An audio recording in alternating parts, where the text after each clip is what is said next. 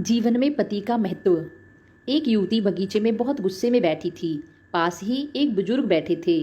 उन्होंने उस परेशान युवती से पूछा, क्या हुआ बेटी, क्यों इतना परेशान हो?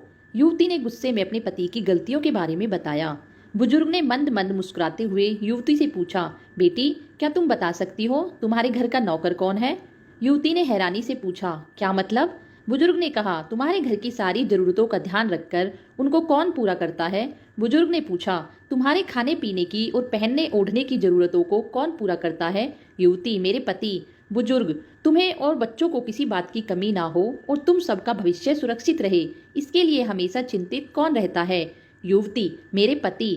बुजुर्ग ने फिर पूछा, सुबह से शाम तक कुछ रुपयों के लिए बाहर वालों की और अपने अधिकारियों की खरी खोटी हमेशा कौन सुनता है?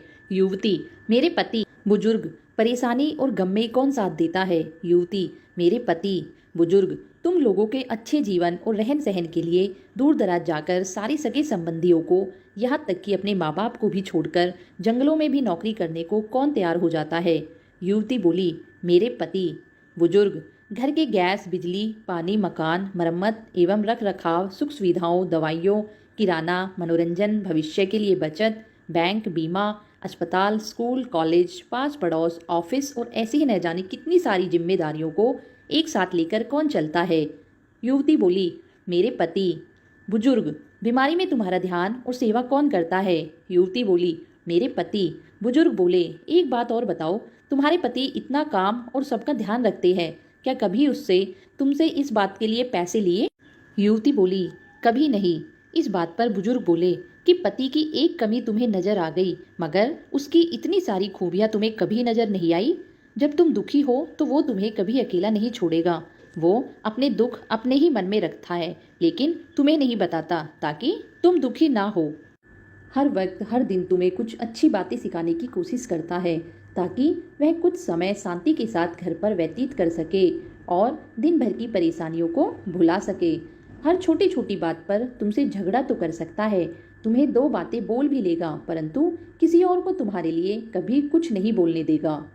तुम्हें आर्थिक मजबूती देगा और तुम्हारा भविष्य भी सुरक्षित करेगा।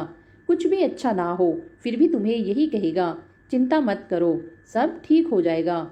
माँ बाप के बाद तुम्हारा पूरा ध्यान रखना और तुम्हें हर प्रकार की सुविधा और सुरक्षा देने का काम करेगा।